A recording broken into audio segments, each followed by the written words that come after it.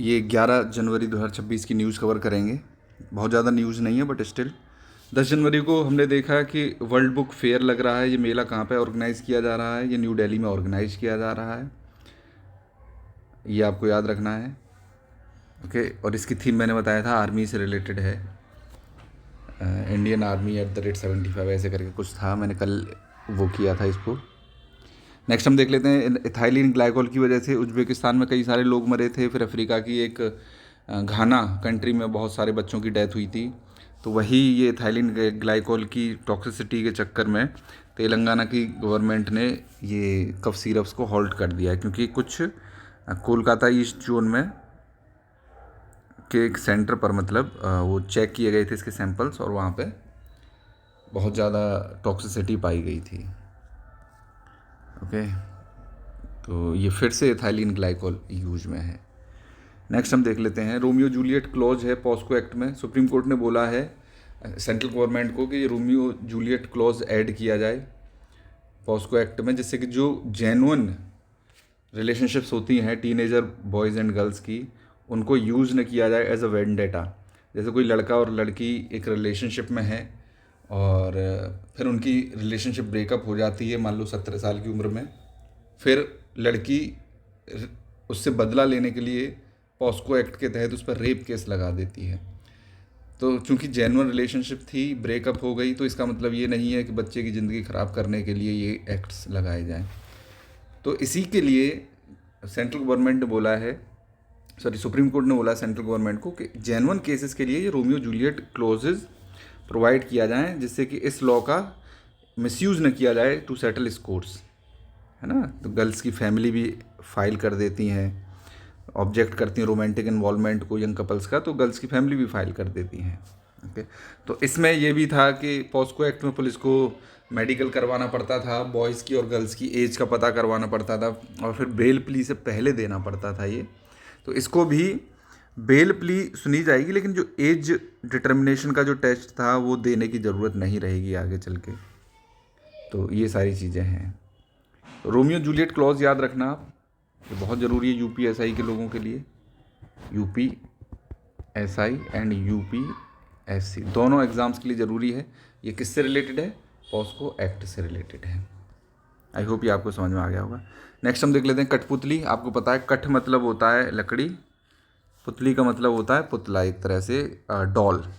पुतली का मतलब होता है डॉल। ओके, तो ये जो लोग ट्रैवलर्स हुआ करते थे, वो अपने राजपूत घराने की, वेल्लोर की कहानियाँ हो गई, उन्होंने सबको बताने के लिए इसका यूज़ करते थे। It's a way of story telling, और राजस्थान में मेन फेमस है ये।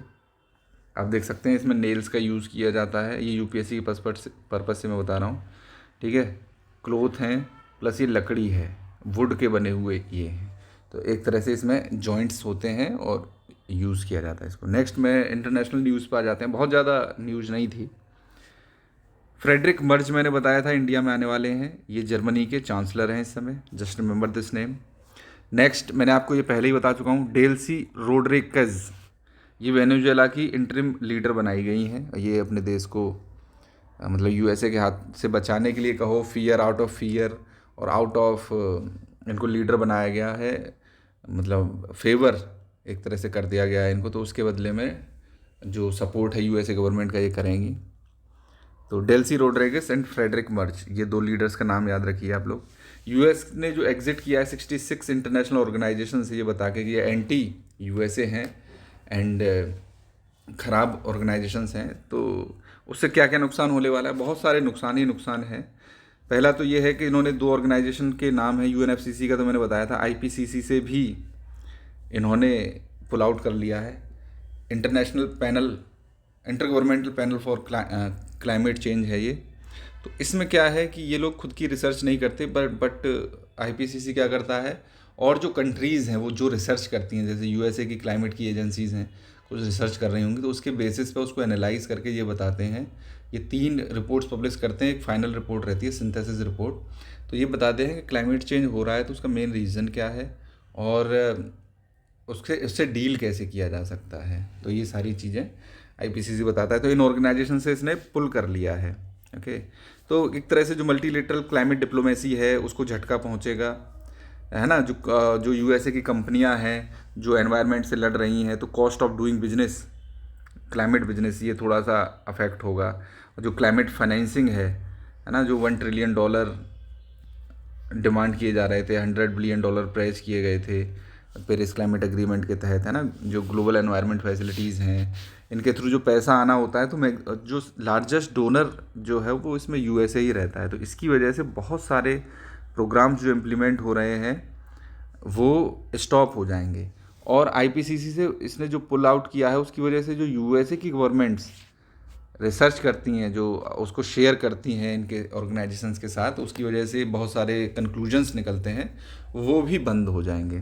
तो बहुत बड़ा इश्यू होने वाला है, इस पर और आर्टिकल्स आएंगे, इन डेप्थ एनालिसिस आएगी, तो मैं आपको बताऊंगा। बस अभी के लिए याद रखिए 3 ऑर्गेनाइजेशन के नाम मैं बताता हूँ। इंटरनेशनल सोलर अलायंस, UNFCCC, और उसके बाद एक ऑर्गेनाइजेशन है IPCC। ये 3 ऑर्गेनाइजेशन आउट ऑफ 66 इसके नाम अभी तक आ चुके हैं सामने, और धीरे धीरे आते रहेंगे तो मैं बताता रहूँगा। नेक्स्ट हम देख लेते हैं, ईरान ने डिफाई किया है यूएस के थ्रेट को। यूएस ने बोला था कि अगर आप ये अटैक बंद नहीं करेंगे प्रोटेस्टर्स पे, तो हम आपके ऊपर अटैक कर देंगे। अब तक 65 से ज़्यादा लोग ऑफिशियली मारे जा चुके हैं जो प्रोटेस्ट कर रहे हैं, 2300 से ज़्यादा को जेल में डाल दिया गया। ये ऑफिशियल फिगर्स हैं। अनऑफिशियल फिगर्स तो इससे कई ज़्यादा गुने हो सकते हैं। हो सकता है कि मतलब 10 गुने ज़्यादा हों, 50 गुने ज़्यादा हों, कुछ नहीं कह सकते। आयतुल्लाह खामेनी ने बोल दिया है कि जो लोग प्रोटेस्ट कर रहे हैं वो एनिमीज़ ऑफ गॉड हैं, भगवान के एनिमी हैं, और विदाउट लीनियंसी इनसे डील किया जाएगा, इनको मार दिया जाएगा। ये देखो, एनिमीज़ ऑफ गॉड हैं। और ईरान ने वाव किया है कि ये जितने भी लोग प्रोटेस्ट कर रहे हैं इन पर डेथ पेनल्टी लगाई जाएगी। इस हिसाब से 60 to 80% of Iran population is going to die, जैसा इनका वो है। आई होप इससे पहले ही ये रिजीम चेंज हो जाती है या कुछ भी होता है। आई होप कि अयतुल्लाह खामनी है, उनके जो लीडर हैं, उनमें थोड़ी सी अकल आए कि अपने ही लोगों को मारने से कुछ नहीं होगा। You just have to reform your country. Okay, reform करना है इकोनॉमिकली एंड रिलीजियसली। ऑलराइट, तो ये सारी चीज़ें हैं। ये जो मॉस्क बर्न हो रही है, इसमें अयतुल्लाह खामनी आके जो नमाज वगैरह अदा करते थे, उसका ये फ़ोटो है, ये आप देख सकते हैं।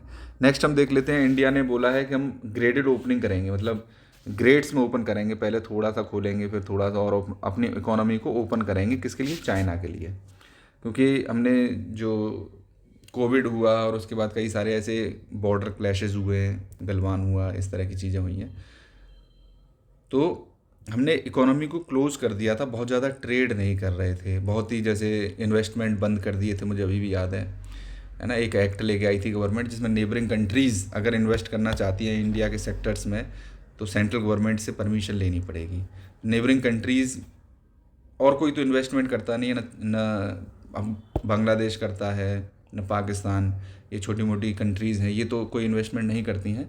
बट येस, मेजर इन्वेस्टमेंट आता था चाइना का। तो उसकी वजह से वो क्या करते थे, हमारी जो इंटरनल पॉलिटिक्स है उसमें इंटरफियर करते थे। जैसे पेटीएम में उन्होंने इन्वेस्ट कर दिया ढेर सारा, तो हमारे जितने भी करोड़ों लोगों का फाइनेंशियल सिस्टम है वो डायरेक्टली ट्रांसफ़र हो जाता है चाइनीज़ को, है ना, उनका जो डाटा है। प्लस हमारी किसी न्यूज़ एजेंसी में उन्होंने इन्वेस्टमेंट कर दिया, तो उसकी वजह से वो हमारा जो अपना प्रोपेगेंडा है वो पैडल कर सकते हैं इंडिया में।